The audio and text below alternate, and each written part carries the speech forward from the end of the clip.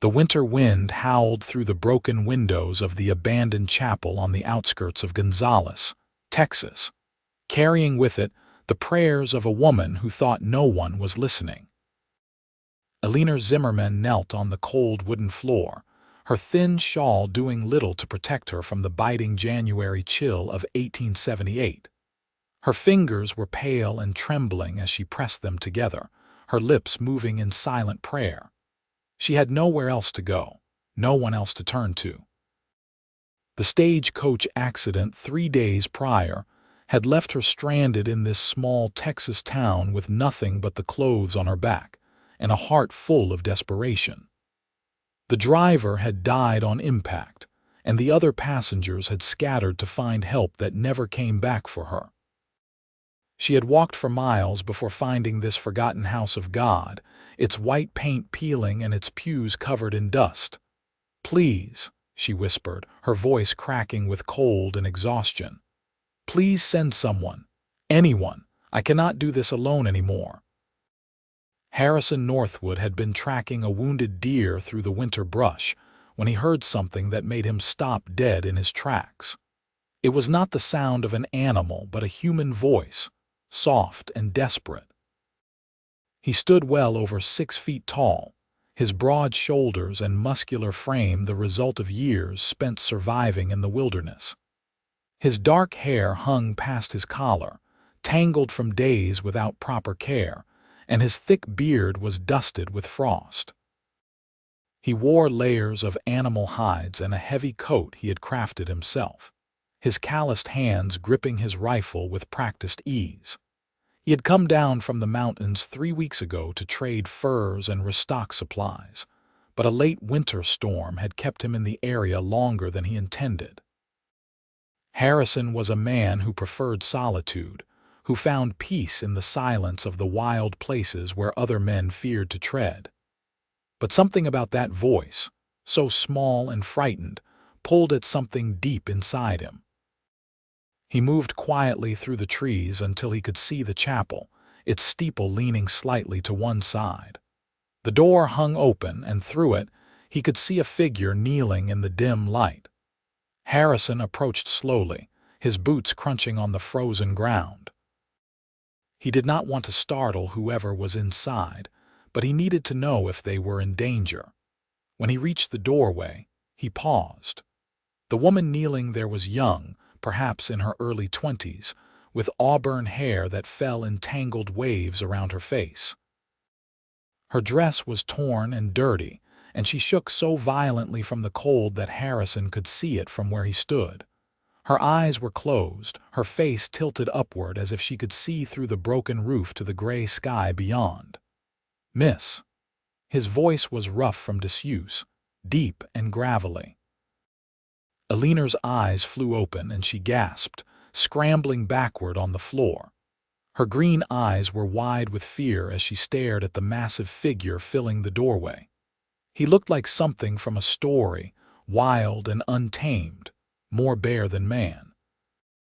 "I am not going to hurt you," Harrison said quickly, holding up one hand while keeping his rifle pointed at the ground. "I heard you praying. Are you hurt?" She stared at him for a long moment, her chest heaving with frightened breaths.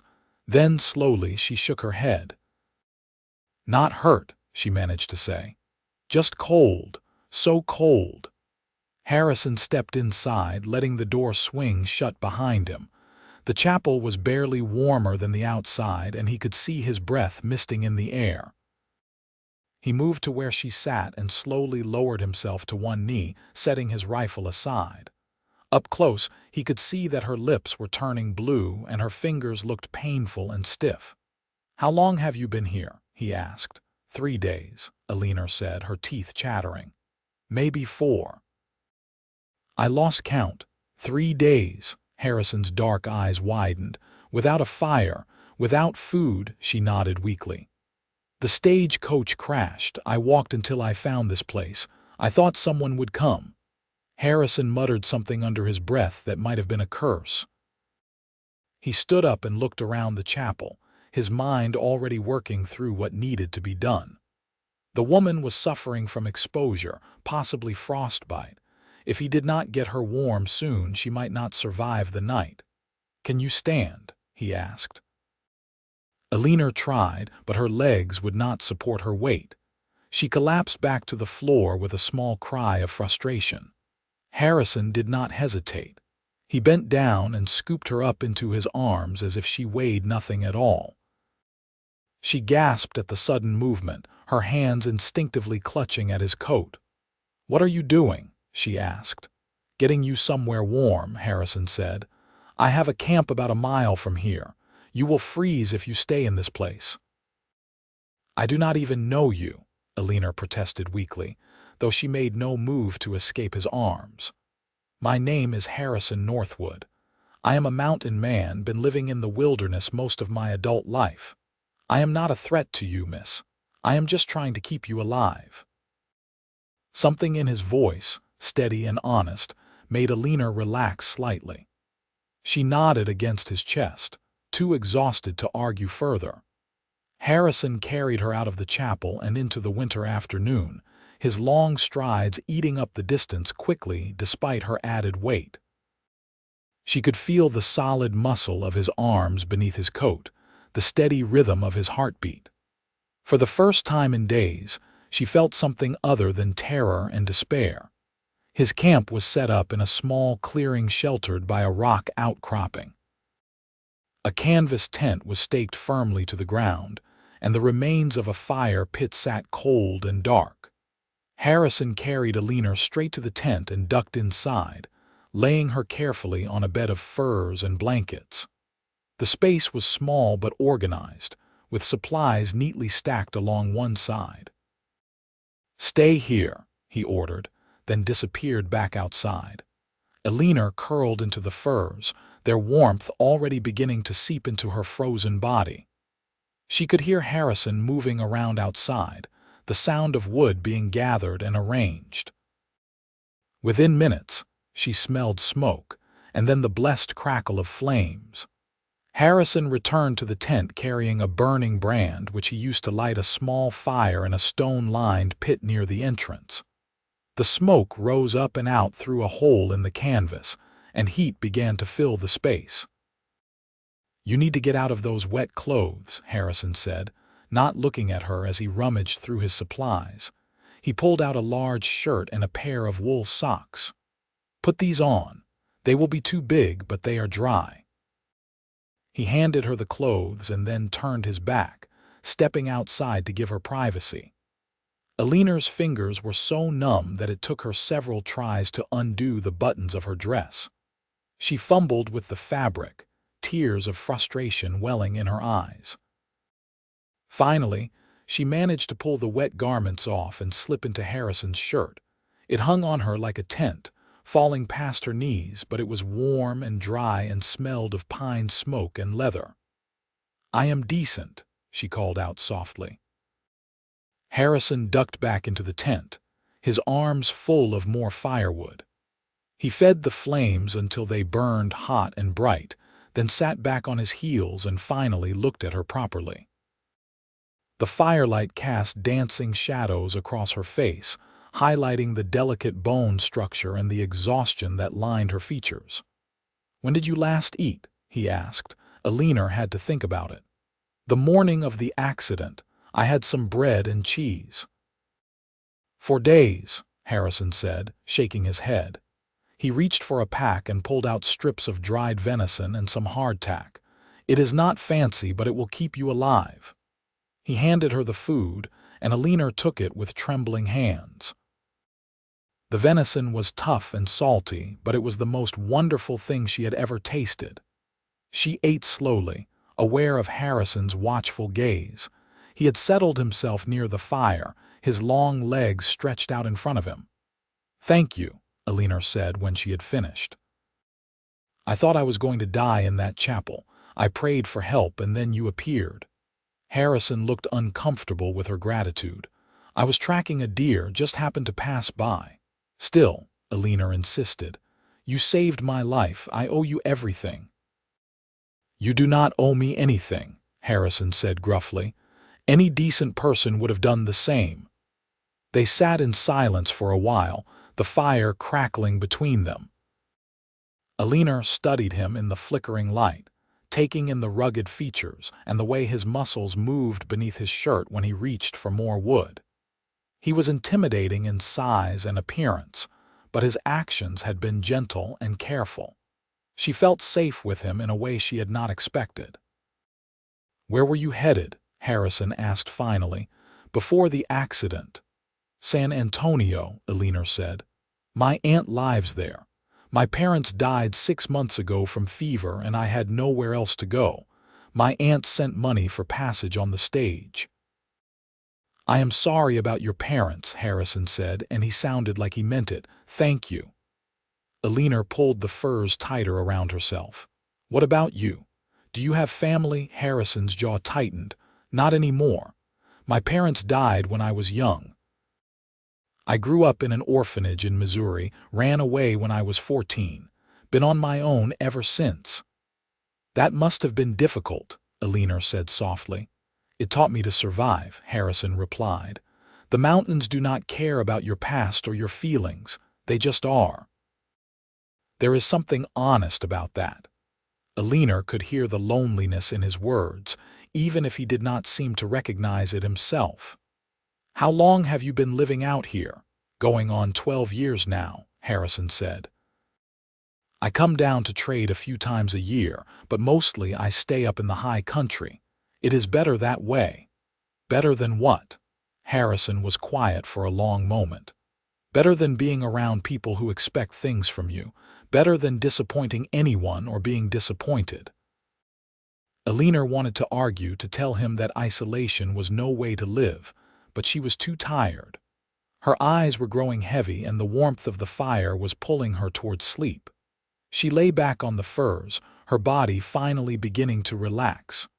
"Rest," Harrison said, his voice softer now. "You are safe here." Eleanor's eyes drifted closed, and within moments she was asleep. Harrison watched her for a while, making sure her breathing was steady and her color was improving. Then he added more wood to the fire, wrapped himself in a blanket, and settled near the tent entrance, his rifle within easy reach. He did not sleep deeply that night, waking every hour or so to check on the fire and the woman who had literally fallen into his life. The next morning, Eleanor woke to the smell of something cooking. She opened her eyes to find Harrison crouched by the fire, turning strips of meat on a flat stone. Sunlight filtered through the canvas, and the air in the tent was pleasantly warm. "Good morning," she said, her voice still rough with sleep. Harrison glanced over his shoulder. "Morning. How do you feel?" Eleanor took stock of herself. Her body ached and her fingers and toes still tingled painfully, but the desperate cold was gone. "Better, much better. Good." Harrison used a stick to flip the meat. "Breakfast is almost ready." Eleanor sat up, suddenly aware that she was wearing only his shirt and nothing else. Her cheeks flushed, but Harrison seemed completely unbothered by the impropriety of the situation. He was focused entirely on the food, his movements efficient and practiced. When the meat was done, he divided it between them and handed her a portion along with a tin cup of water from his canteen. They ate in companionable silence, and Eleanor marveled at how normal this felt, sharing a meal with a stranger in a tent in the Texas wilderness. "I need to get you to town," Harrison said when they had finished. "You will need proper clothes and supplies before you can continue to San Antonio." "I do not have any money," Eleanor admitted, shame coloring her voice. "Everything was in my bag on the stagecoach. It is probably scattered across the prairie by now." Harrison waved a hand dismissively. "I have furs to trade. We can get what you need." "I cannot ask you to do that," Eleanor protested. "You are not asking, I am offering." Harrison's tone left no room for argument. "Besides, I cannot very well send you off in just a shirt, can I?" Despite everything, Eleanor found herself smiling.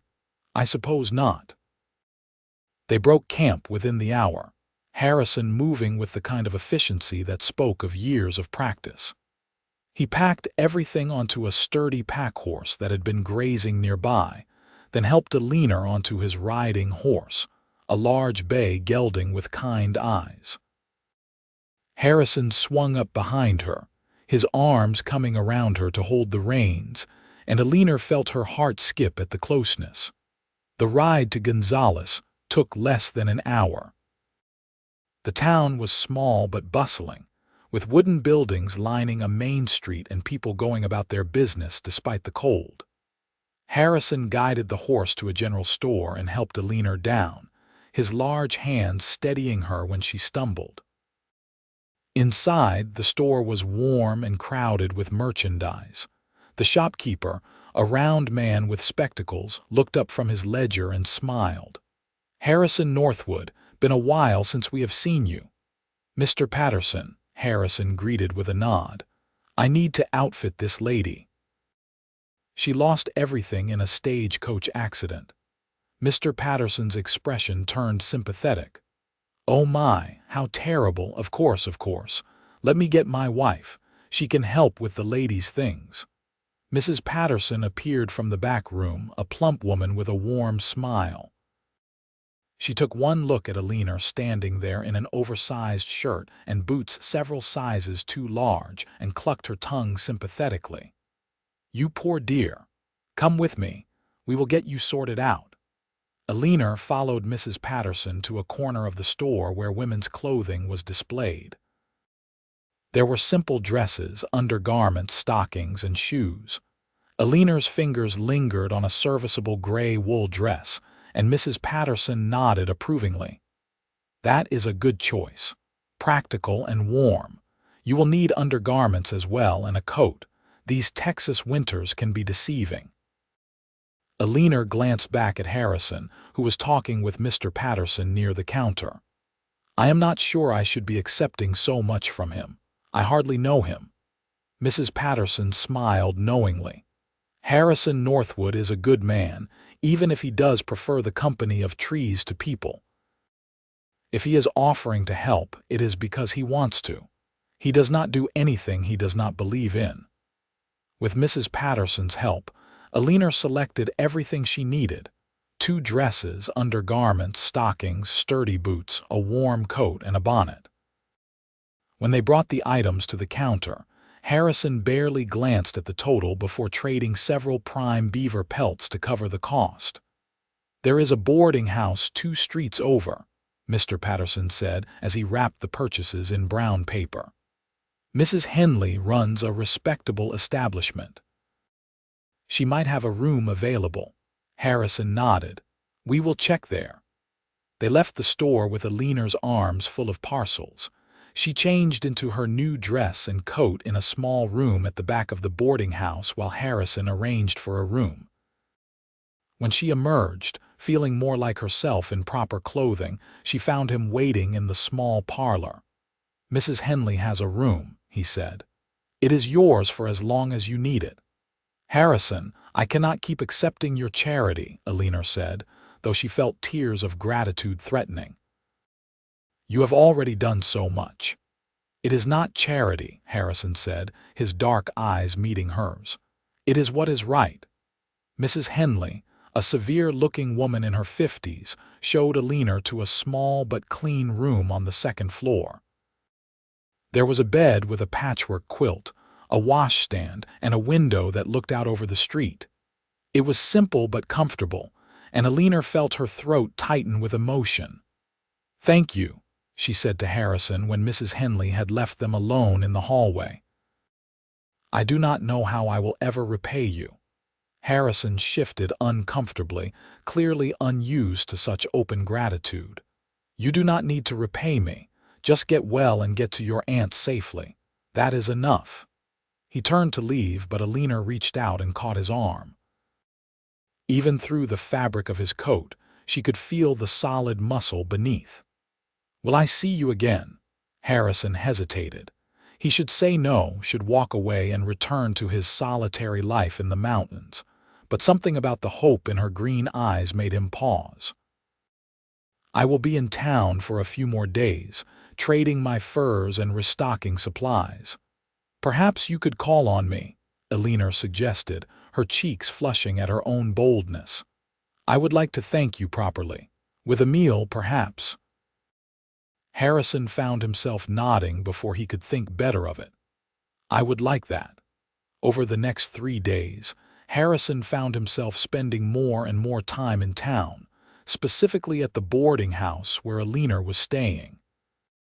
He would arrive in the late afternoon, cleaned up as best as he could manage, his hair still damp from washing at the pump behind the general store.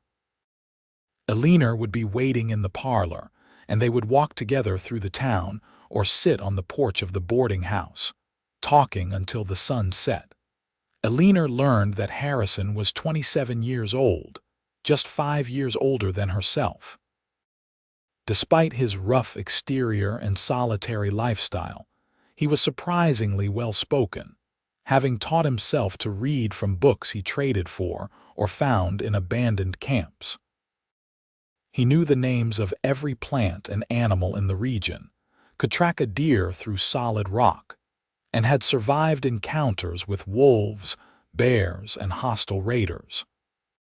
Harrison learned that Eleanor had grown up in a small town in Louisiana, that she loved reading but rarely had access to books, that she could sing beautifully but was too shy to do so in front of others. She had a gentle sense of humor and a resilience that impressed him. Most people who had been through what she had experienced would still be falling apart, but Eleanor was already looking forward, making plans.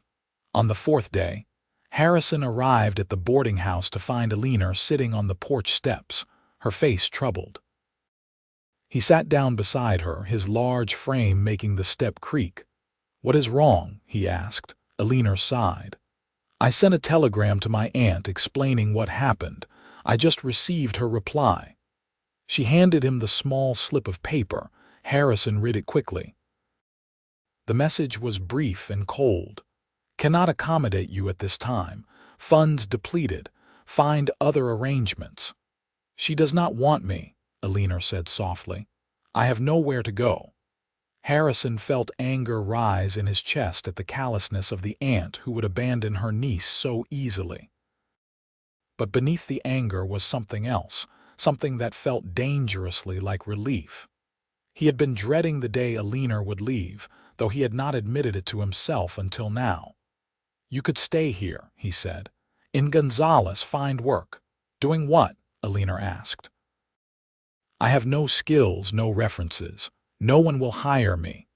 They sat in silence for a long moment. Harrison's mind was racing, considering and discarding possibilities. Then, before he could stop himself, the words tumbled out. "You could come with me." Eleanor turned to look at him, her eyes wide. "What?" "To the mountains," Harrison said, the idea taking shape as he spoke. "I have a cabin up in the high country. It is not fancy, but it is solid and warm. There is game and fresh water. You would be safe there." "Harrison, I cannot just run off to the wilderness with you," Eleanor said, though her voice lacked conviction. "What would people think?" "I do not care what people think," Harrison said. "But if you care, we could marry, make it proper." The words hung in the air between them. Eleanor stared at him, her heart pounding. "You are asking me to marry you." Harrison met her gaze steadily. "I am saying I do not want you to leave. These past few days, talking with you, being near you, it has been the best time I have had in years, maybe ever. I know it is fast, and I know I am not the kind of man women usually dream about. But I can provide for you, protect you, and I promise I would do everything in my power to make you happy." Eleanor's eyes filled with tears, but they were not tears of sadness. Something had been growing between them over these few short days, something warm and real. She had felt it in the way Harrison looked at her, the way his voice softened when he spoke to her, the way he always made sure she was comfortable and safe. And she knew that what she felt for him was not just gratitude. It was something deeper, something that made her heart race when he was near. "Yes," she whispered. "Yes, I will marry you." Harrison's face transformed, a rare smile breaking through his usual serious expression. He reached out and took her hand, his calloused fingers gentle against her skin. "You will not regret this. I swear it." They were married 2 days later in a simple ceremony at the small church in Gonzales. The preacher was a kindly old man who did not ask too many questions, and Mrs. Patterson from the general store served as witness along with her husband. Eleanor wore her new gray dress, and Harrison had purchased a clean shirt for the occasion, his hair tied back at his neck. When the preacher pronounced them husband and wife, Harrison kissed Eleanor gently, his lips warm and careful against hers. It was Eleanor's first kiss, and she felt her knees go weak at the tenderness of it. That night, they stayed in Eleanor's room at the boarding house. Harrison was patient and gentle, mindful of Eleanor's inexperience. He held her in his strong arms and kissed her slowly, taking his time to learn what made her sigh with pleasure. When they finally came together, it was with a tenderness that brought tears to Eleanor's eyes. "I love you," she whispered against his chest afterward, her fingers tracing the scars that marked his skin from years of hard living. Harrison tightened his arms around her. "I love you too. I did not think I could feel this way about anyone." They spent one more week in Gonzales, preparing for the journey to Harrison's cabin. They purchased additional supplies, including fabric for Eleanor to make curtains and extra blankets for the cold mountain nights. Harrison taught Eleanor how to ride properly, and she proved to be a quick learner, her natural grace translating well to horseback. The journey into the mountains took 5 days. They traveled north and west, climbing higher into the rugged terrain where few people ventured. The landscape was breathtaking, with towering pines and rocky peaks that seemed to touch the sky. Harrison pointed out landmarks and animal tracks, teaching Eleanor the language of the wilderness. "A mountain lion passed through here yesterday," he said, crouching to examine scratches on a tree trunk. "See how the marks are high up? That is how you know it is a big male." Eleanor shivered, moving closer to Harrison. "Are we in danger?" "Not while I am with you," Harrison said, standing and putting a reassuring arm around her shoulders. "Animals can sense when a person knows the land. They usually leave you alone unless they are cornered or protecting young." Eleanor trusted him completely. Over the past weeks, she had seen ample evidence of his skill and knowledge. He could start a fire in the rain, find water where there seemed to be none, and move through the forest without making a sound. He was in his element here, and she could see the tension leaving his shoulders the farther they got from civilization. Harrison's cabin appeared on the afternoon of the 5th day, nestled in a clearing surrounded by tall pines. It was larger than Eleanor had expected, built from solid logs with a stone chimney and real glass windows. A small barn stood nearby for the horses, and there was evidence of a vegetable garden that would return in the spring. "You built all this yourself?" Eleanor asked in amazement. Harrison nodded, looking almost shy. "Took me 3 summers to get it right. I wanted something that would last, something that could weather the storms." He helped Eleanor down from her horse and carried her over the threshold, making her laugh with delight. Inside, the cabin was a single large room with a sleeping loft above. There was a stone fireplace, a sturdy table with benches, shelves lined with supplies, and a bed frame that Harrison had clearly crafted by hand. Animal furs covered the floor, and hooks on the walls held various tools and hunting equipment. "It is wonderful," Eleanor said sincerely. "It feels like a real home."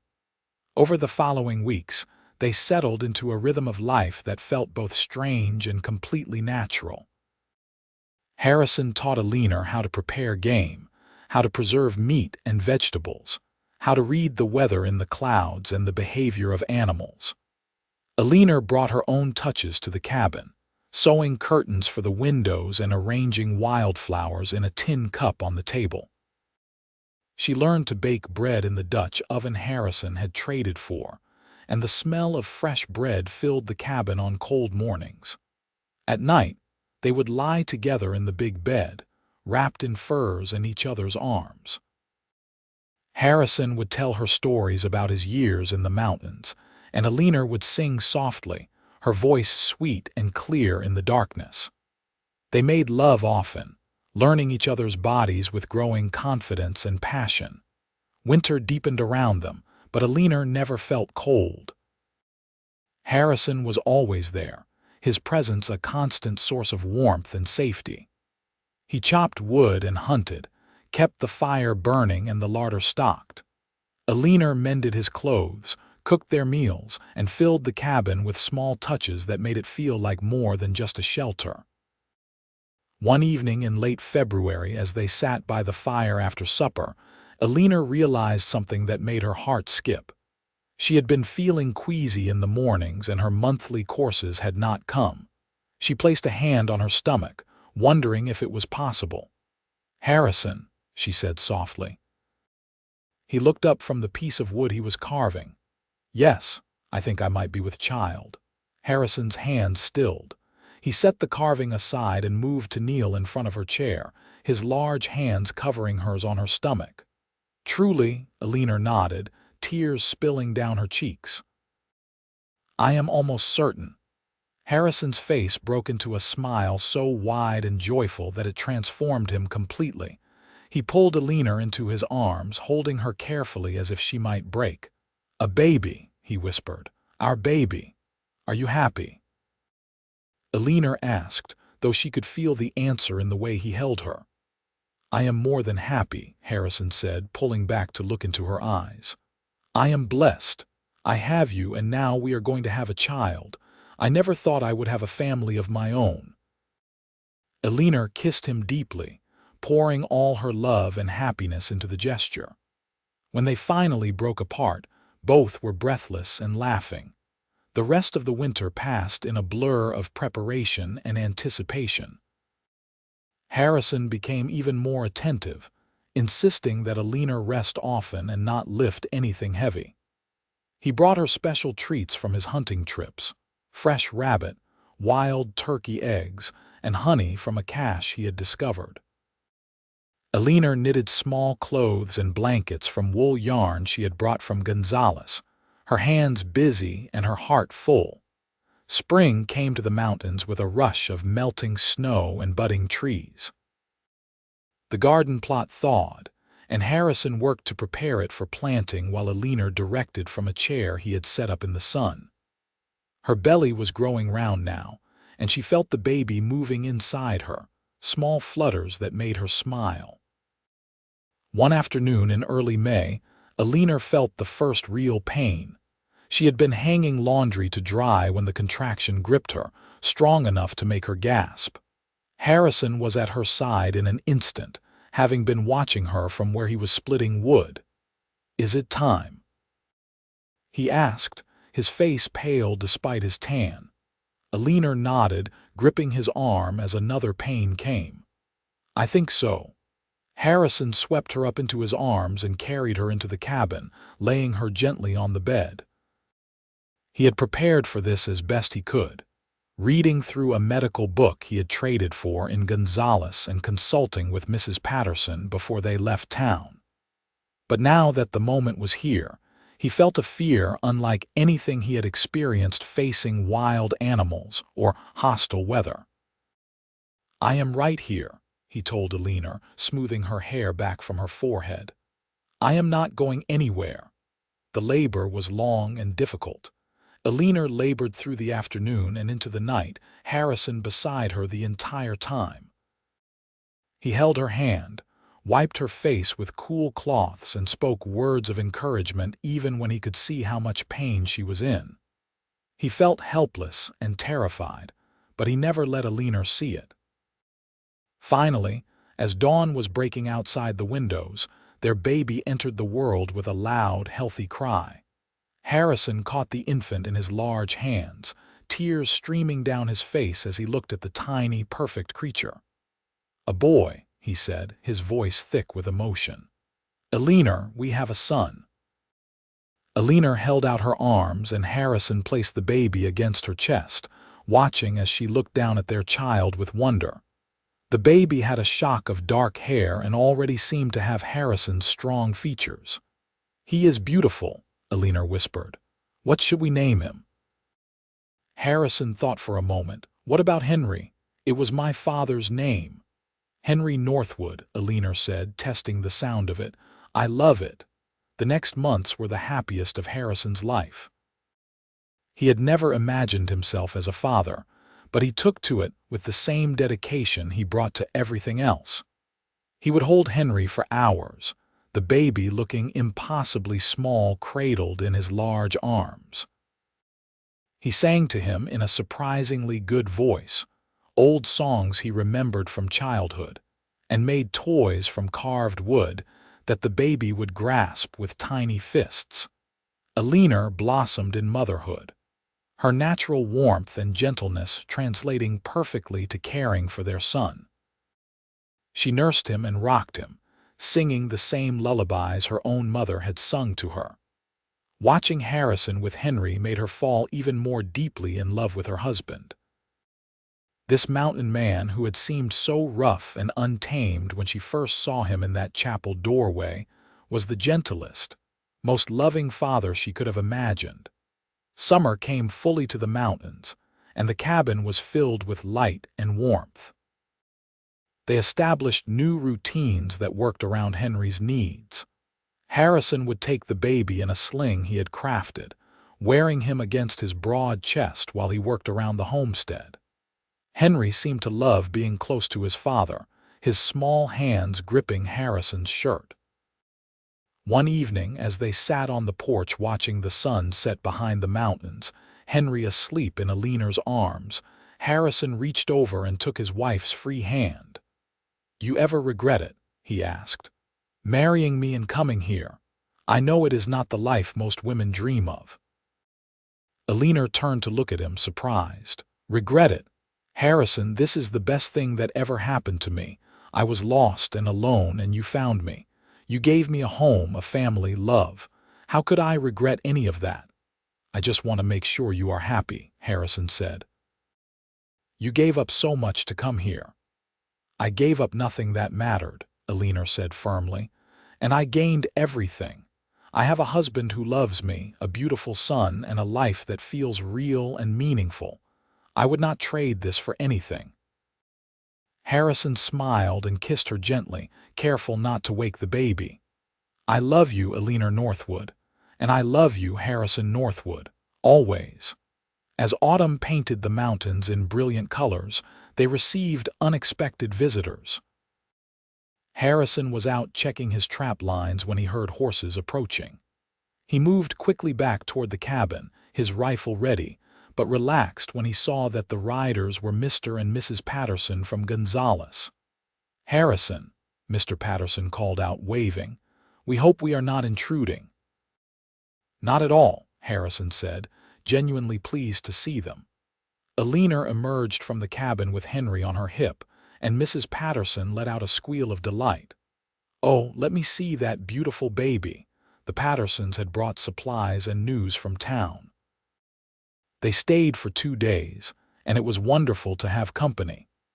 Mrs. Patterson cooed over Henry and helped Eleanor with some sewing projects, while Mr. Patterson and Harrison discussed hunting and the fur trade. Before they left, Mrs. Patterson pulled Eleanor aside. "You look so happy, my dear," she said. "I am glad things worked out for you." "So am I," Eleanor said, meaning it with all her heart. The first snow came in late October, and Harrison prepared the cabin for another winter. He had added on to the structure over the summer, creating a separate sleeping area for Henry so that they could have more privacy. He stockpiled wood and meat, reinforced the barn, and made sure they had everything they would need to weather the cold months. This winter was different from the last. Instead of 2 people learning each other, they were a family, comfortable and established in their routines.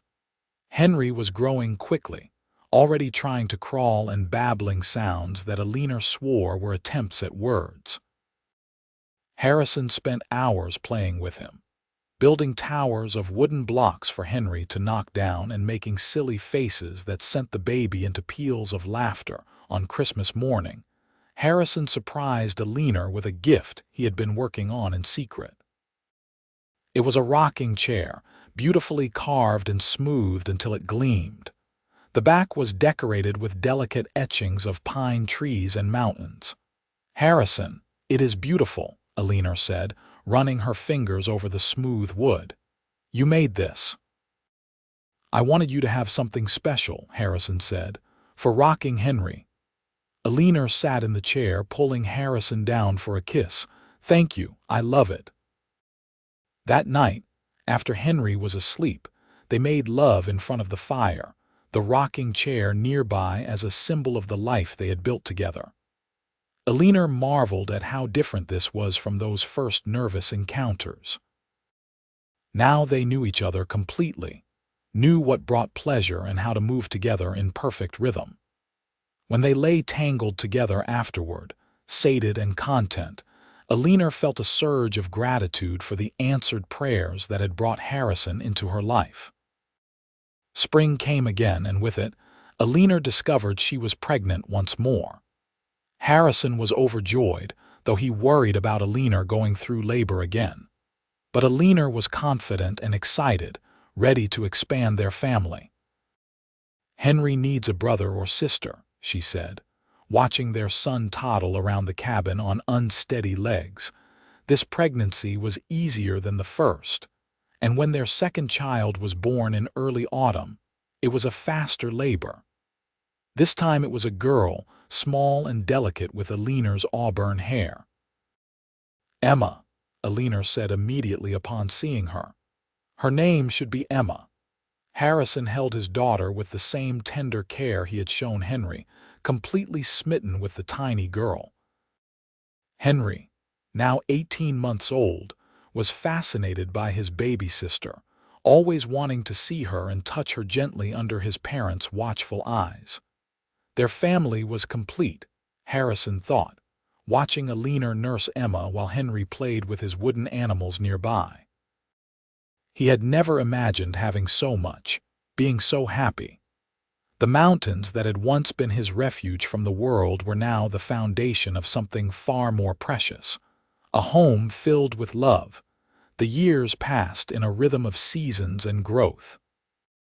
Henry grew tall and strong like his father, learning to track and hunt as soon as he was old enough to follow Harrison into the woods. Emma was gentler, more interested in the plants and flowers her mother showed her, though she could shoot a rifle as well as any boy by the time she was 10. Harrison and Eleanor's love deepened with time, maturing from those first passionate days into something solid and enduring. They still found moments for romance, stolen kisses when the children were occupied, nights when they would slip away to watch the stars and remind each other of how they had met. "You remember finding me in that chapel?"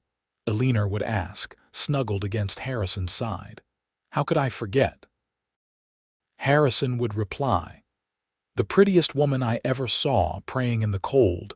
I knew right then my life was about to change." When Henry was 12 and Emma 10, they took a trip to Gonzales as a family.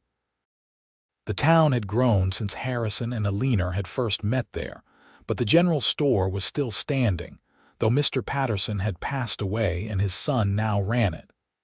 Mrs. Patterson was still alive, older and slower but thrilled to see the family. "Look at these beautiful children," she exclaimed, embracing them all. "Eleanor, Harrison, you have done so well." They visited the chapel where Harrison had first found Eleanor. It had been repaired by the town and was now used regularly for services. Eleanor stood in the same spot where she had knelt and prayed all those years ago, Harrison's arm around her waist. "Thank you for answering my prayers," she whispered, not sure if she was speaking to God or to Harrison or both. "Thank you for letting me," Harrison replied, kissing the top of her head. That night, staying in the boarding house where they had spent their wedding night, Harrison and Eleanor made love with the same passion they had shared as newlyweds. The years had not dimmed their desire for each other, only taught them new ways to express it. As they lay together afterward, Eleanor traced the lines of Harrison's face, mapping the new creases that time and laughter had added. "I would do it all again," she said. "Every moment, every choice. It all led me to you. And I would find you again," Harrison said. "In any life, any time, I would always find you." The children grew and eventually left to forge their own paths. Henry became a tracker and guide, using the skills his father had taught him to help settlers navigate the wilderness. Emma married a kind man who ran a ranch near Gonzales, and she made Harrison and Eleanor grandparents with 3 children in quick succession. Harrison and Eleanor settled into a comfortable old age, their cabin in the mountains still their sanctuary.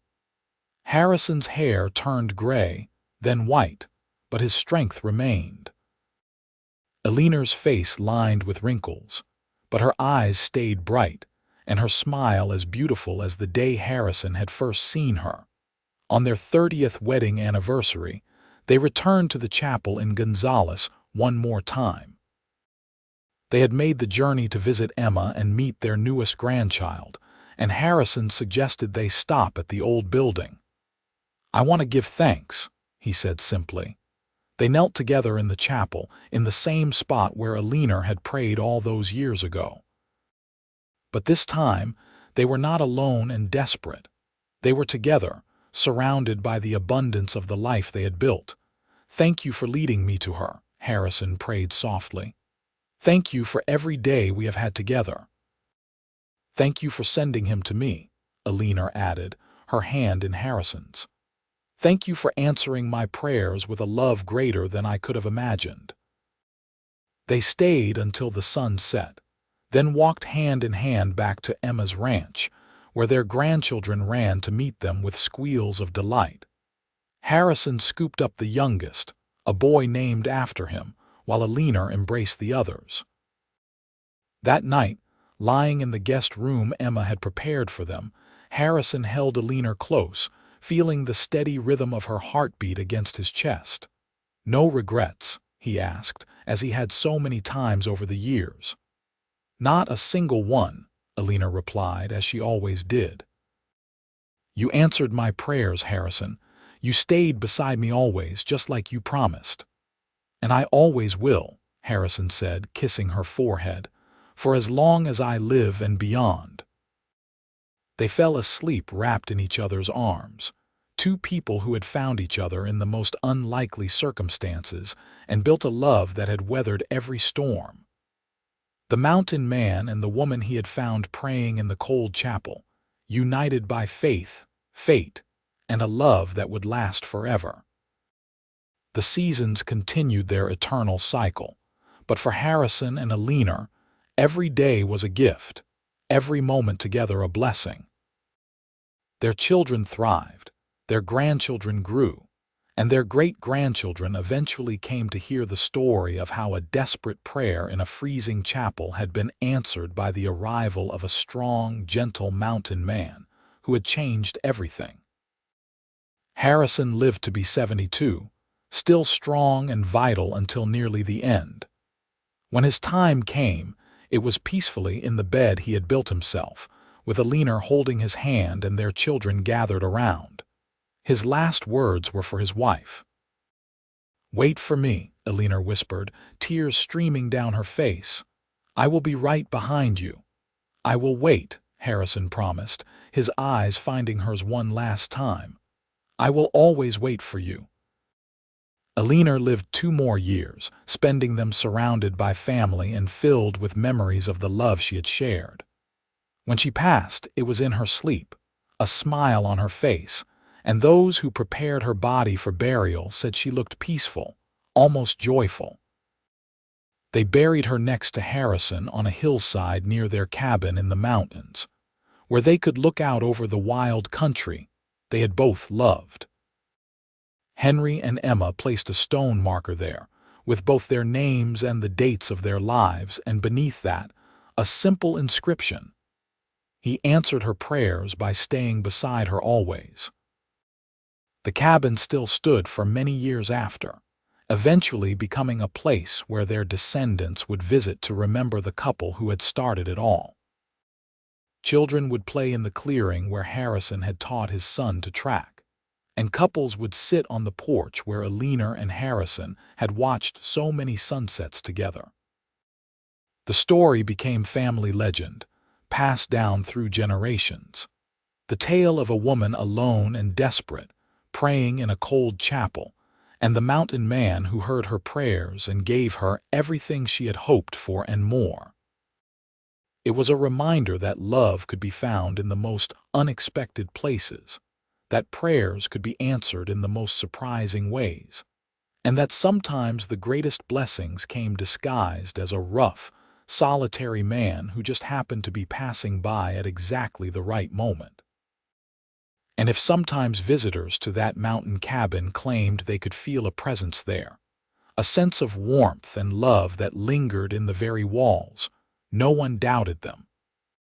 Because some loves are so strong, so pure, that they leave an imprint on the world, a testament to the power of two hearts finding each other against all odds.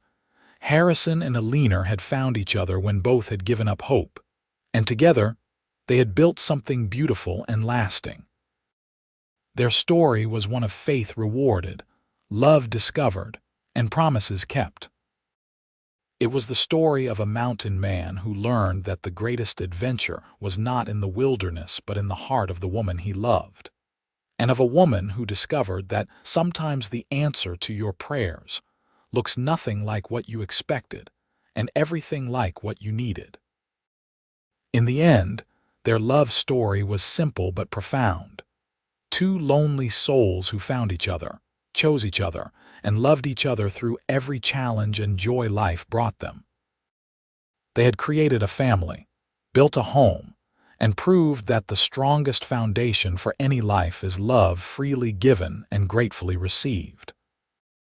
Their legacy lived on in their descendants, in the cabin that stood as a monument to their determination, and in the story that was told and retold, inspiring others to believe in the possibility of finding their own answered prayers.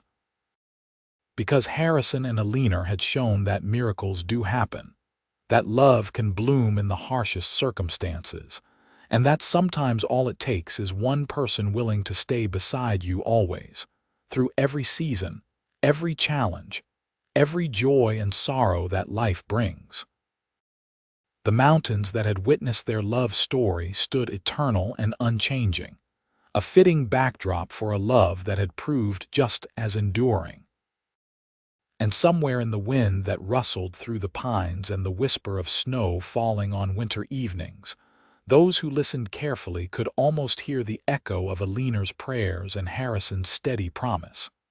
"I am right here. I am not going anywhere." It was a promise he had kept for 32 years of marriage and beyond, into whatever came after.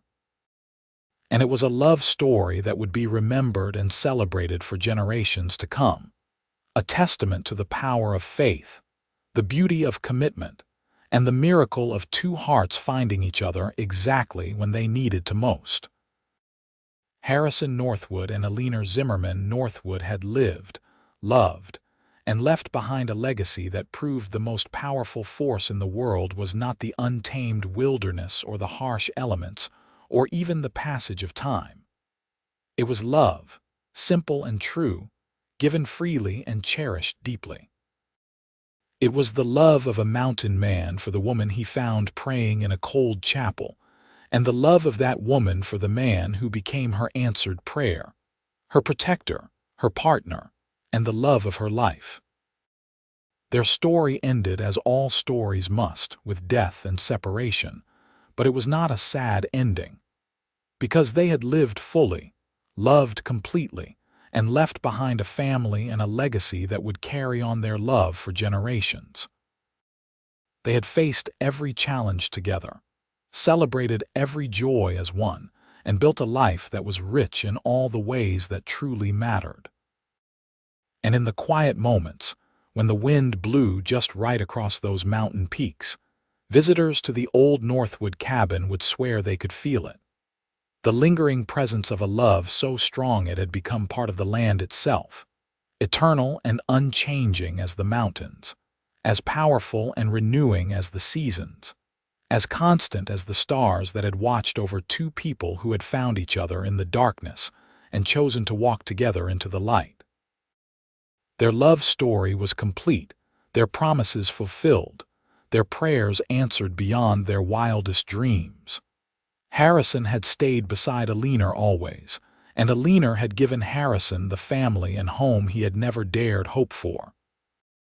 Together, they had proved that the greatest adventures are found not in solitary wandering but in the commitment to walk beside someone through all of life's journey, and that the sweetest victories are not won alone, but shared with the person whose hand you hold through every triumph and trial.